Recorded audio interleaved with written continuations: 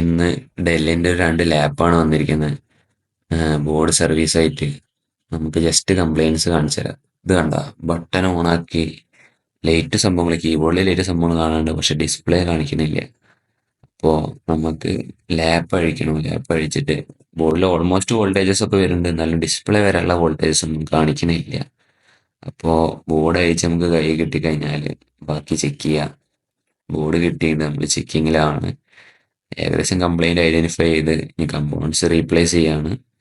Replace ചെയ്ത് നമുക്ക് സാധനം പാക്ക് ചെയ്തിട്ട് നമുക്ക് ഡിസ്പ്ലേ ഒന്ന് കൊടുത്തു നോക്കാം.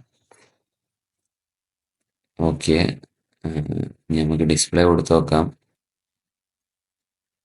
ഡിസ്പ്ലേ കൊടുത്ത് നമുക്ക് പവർ ബട്ടൺ ഞെക്കി ജസ്റ്റ് ഒന്ന് ഫാൻ സ്പിൻ ആയിക്കണം. ഈ ഡിസ്പ്ലേ ഉണ്ടോ നോക്കാണ്. ഡിസ്പ്ലേ ഓക്കെ, ഡിസ്പ്ലേ ഉണ്ട്.